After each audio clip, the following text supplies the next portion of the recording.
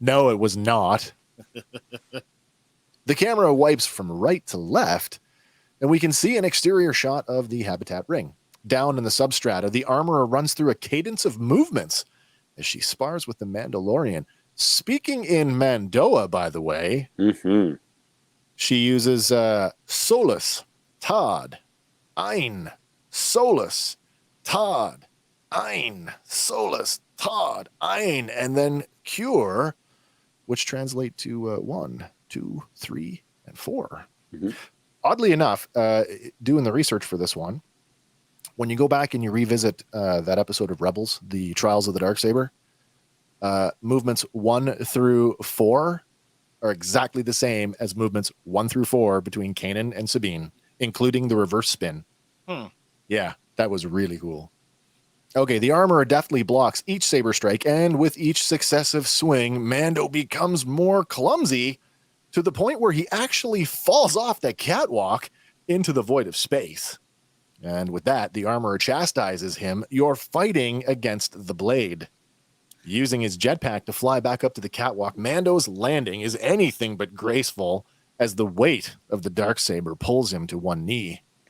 The armorer says it's because he's fighting the blade when he should be fighting his opponent. And she instructs Mando to stand up, and when he does, he can't even lift the tip off the catwalk, dragging it awkwardly instead. With Mando back on his feet, the armorer begins calling out the cadence once more. And every swing that Mando makes is so ploddingly clumsy and weak that the armorer either deflects it or just avoids it altogether. To add insult to injury, she bonks Mando on top of his helmet with her hammer and then holds his head up with her smithing tongs. Switching to offense, the armorer pokes Mando in the chest, knocking him off balance. She follows it up with an overhead hammer strike, and Mando is able to get the Darksaber up in time to block it. But between the armorer's blow and the weight of the Darksaber, he's taken to one knee and has to use his armored gauntlet on the backside of the blade to brace the lightsaber. The two warriors continue their struggle, but this time there is a lesson to be learned, and the armorer imparts some very particular words to Mando. You are fighting against the blade. It gets heavier with each move. That is because you are fighting against the blade. You should be fighting against your opponent. There, feel it? You are too weak to fight the Darksaber. It will win if you fight against it. You cannot control it with your strength. I want to try again. Persistence without insight will lead to the same outcome. Your body is strong, but your mind is distracted. I am focused. The blade says otherwise. There's no way that I could have narrated that as well as her. So, I take my chances this week with using that amount of dialogue. But I'd like to see you in that armor, though. Yeah. I want to talk about, because this is probably one of the biggest things that came up over the course of the week since this episode aired, was her knowledge of the Darksaber and how it works. Pretty extensive. There is some extent. I mean, yeah, there's no other way to say that. Yeah. Why does she know so much? How does she know so much? Yeah. You guys got any thoughts on that? There's a couple of thought that what she says there is basically a spin on the definition of insanity.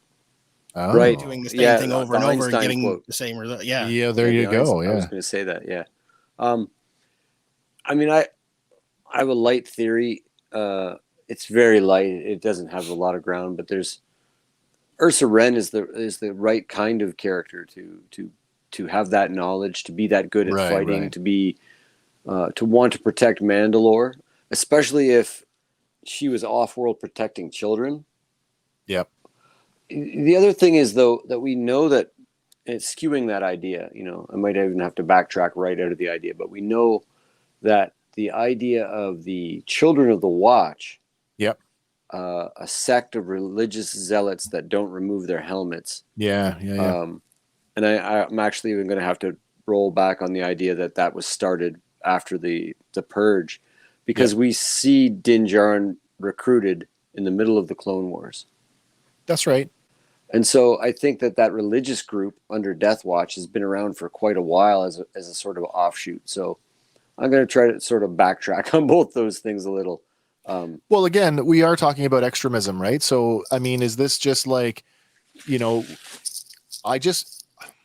maybe I'm off on this, but I assume that Death Watch to be a relatively small small segment of the population, but that doesn't mean that within the Death Watch that there weren't those who were even more extreme than they were. No, certainly. I feel like where the Darksaber is concerned and how it relates to the armor, I mean, we understand that the armor is more than just a smith, that she is both at the same time. She is a lore keeper and spiritual advisor or spiritual leader. So, I mean, she's all of those things. So I suppose on some level, it makes sense that she would have some knowledge, at least historical knowledge of it. Yeah, I would say that coming from a warrior culture, it's like, I don't know if there's any equivalent on Earth, but like all warriors would have been taught this specific. I mean, their whole culture revolves around basically worshiping the sword.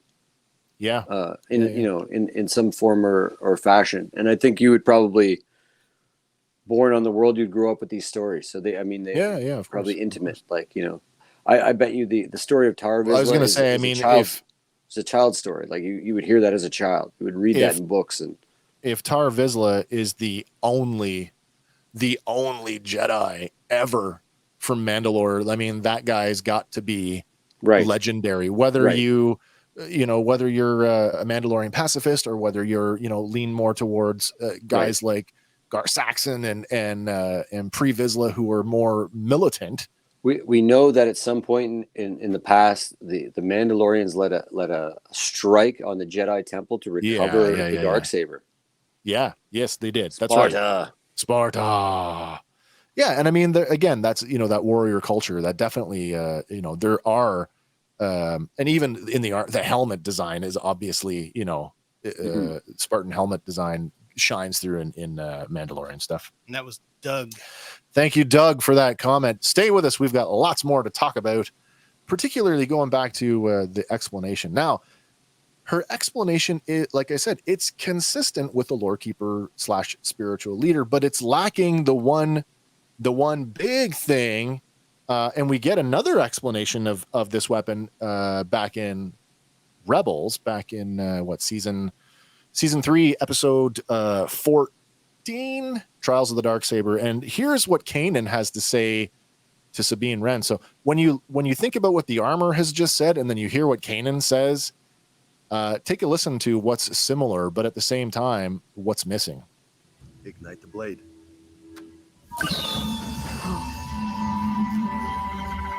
It's heavier than I thought. Energy constantly flows through the crystal. You're not fighting with a simple blade as much as you are directing a current of power. Your thoughts, your actions, they become energy. They flow through the crystal as well and become a part of the blade. The blade feels lighter. You're connecting with it. It's becoming a part of you. So, wow. There's a whole lot going on there. And maybe I just took it for granted, but did that just add a new layer of context to every lightsaber ever made? Or does that just apply to the Darksaber? A couple things. I always took that scene right there to mean that Sabine Wren was force sensitive. Okay. Yeah, sure. And the other thing is that George Lucas always meant them to be wielded. Yeah. What's the right word there? Wielded. Like heavy broadswords. Yeah. Two-handed, like they were supposed to be slow and heavy. And Gotcha. The idea that Vader could wield one with one hand was a testament to his might. Oh, yeah. That totally makes sense. And it realizing that the Kung Fu style fighting was much more the appealing. prequel era. Yeah. The prequel era stuff definitely took over. And of course we love it. But his original vision was these giant heavy broadsword things that you had to use two hands to swing. And those two sets of statements are like the flip sides of the same coin, Yeah, they are. They both one is sort of like more like straight warrior, and the other one is more like yeah. it has that Jedi, like the connection warrior to monk. the Force. Right. Yeah, absolutely. Right. And therein lies the biggest difference. The armorer is completely, ignorant to any of the idea of the Force, the idea that the crystal has been imbued, and that's the big difference. Is she's lacking that knowledge. So one unequivocally, that tells us that for anybody who was hoping, if you were hoping, the armorer is not Force sensitive. See, now you say that, but then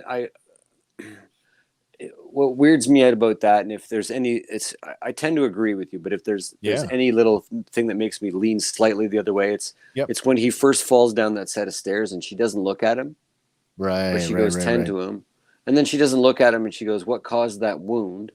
Yeah, and then she doesn't look at him, but she goes, "Bring me that weapon," and knows what bring it it is to instantly me without looking at him.